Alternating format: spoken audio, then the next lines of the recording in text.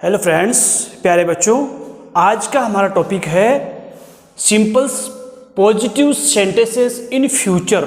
निकट भविष्य लिखा है मैंने और उसके बाद में एक पॉइंट लिखा है वह संभावना होना। रियल में ये कोई फ्यूचर सेंटेंस नहीं है, संभावित बात है जिसका हमारे पास 90% प्रूफ है, 10% नहीं है।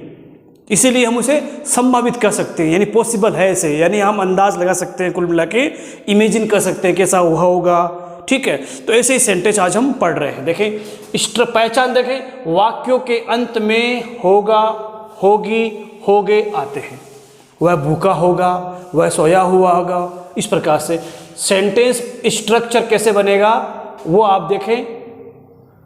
सब्जेक्ट पहले आएगा जो हमेशा नाउन या प्रोनाउन आता है, ये आपको पढ़ा चुका हूं मैं। और हेल्पिंग वर्ब हमारे पास यहाँ फिक्स एफक्यूआर अलग अलग नहीं है, क्योंकि प्रेजेंट सिंपल में आपने देखा इज एम आर था, फिर पास्ट सिंपल में गए तो वाज वर था, लेकिन फ्यूचर में हमारे पास में कॉमन विल बी और प्लस ऑब्जेक्ट।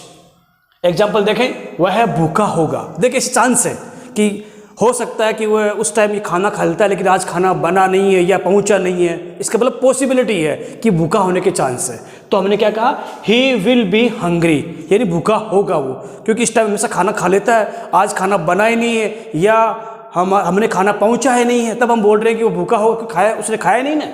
वे घर पर होंगे, यहाँ पर भी हम अंदाज लगा रहे हैं, गेस कर रहे हैं कि इस टाइम तक वो घर पर होते हैं, तो हम बोल रहे हैं घर पर होंगे। जैसे किसी से मिलने जा रहा हूँ मैं, किसी ने कहा अरे वो तो चले गए होंगे यार, आप मिलने जा रहे हो, तो बोल रहा हूँ नहीं वो घर पर होंगे, क्योंकि ये जो टाइम उनका घर पर होने का टाइम है, यानी पॉसिबल घर पर रहने की है। ठीक है, वे घर पर होंगे।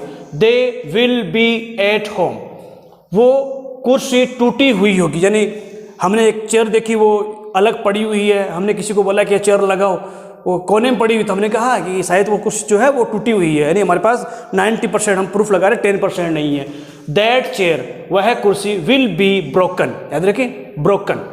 चाय गर्म होगी, यानी चाय को हमने देखा उसमें भाप निकल रही है गर्मा गर्म, तो हम उसे देख रहे हैं। प्रूफ नहीं हमारे पास 100%, लेकिन 90% प्रूफ है। तो हम क्या बोल रहे हैं, टी विल बी हॉट, चाय गर्म होगी। आपके पापा ऑफिस में होंगे, यानी ऑफिस का टाइम चल रहा है, तो सीधी सी बात हम ये कहेंगे कि आपके पापा ऑफिस में होंगे।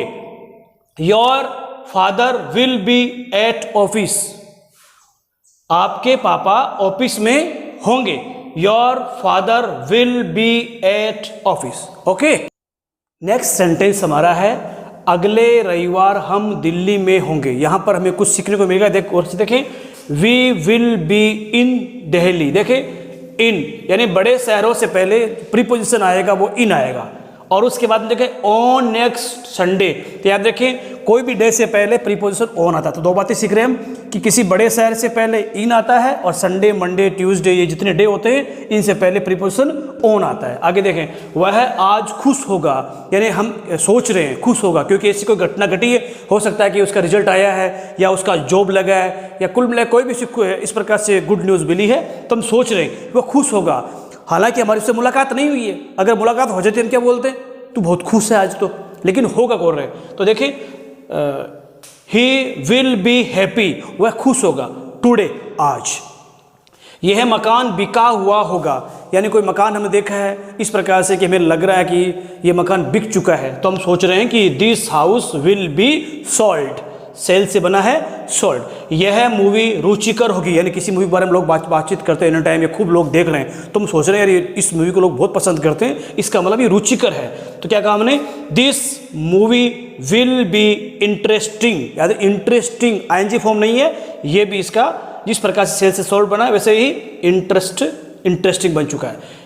यह उस किताब में लिखा हुआ होगा, यानी कोई बात लिखी हुई, तो हमने किसी ने पूछा कि कहाँ लिखा हुआ है, तो किसी ने बोला ये उस किताब में लिखा हुआ होगा। तो देखें इस प्रकार से, दिस विल बी रिटन, यह लिखा हुआ होगा इन दैट बुक, उस किताब में। आगे देखें, वह थका हुआ होगा, यानी कोई उसने काम किया हुआ है, तो हम अंदाज लगा रहे हैं कि उसने इतना काम कर लिया, इसका मतलब वो थक चुका होगा। तो ही विल बी टायर्ड, थका हुआ होगा। खाना पका हुआ होगा, यानी खाना पकने का टाइम हो चुका है, तो हम अंदाज लगा रहे हैं कि शायद अब तो खाना पका हुआ मिलेगा हमें, तो ठीक है। फूड विल बी कुक्ड, ये आज का हमारा टॉपिक हुआ। याद रखें, निकट भविष्य लिखा मैंने जरूर है, लेकिन इसका मतलब ये कभी नहीं है ये जितने भी काम हो रहे हैं ये बस जस्ट ही हो रहे हैं, इसमें हम ये नहीं कहेंगे फ्यूचर होगा।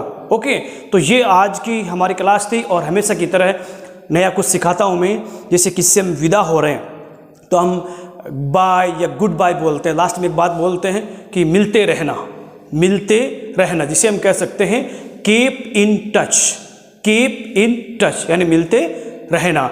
और जैसे कोई आदमी बोल रहा है, हम उसकी आवाज़ को सुन नहीं पा रहे हैं, हम उसे बोल रहे हैं कि थोड़ा सा जोर से बोलो मैं सुन लूँ, तो उसके लिए एक सेंटेंस यूज करते हुए है could you speak up, could you speak up. और एक जबरदस्त वर्ड आपको सिखा रहा हूँ मैं, वह है पॉप ऑफ। ये वर्ब है जिसका मतलब होता है मन की भड़ास निकालना, मन की भड़ास निकालना, पॉप ऑफ। ओके, ये आपकी क्लास। Thank you.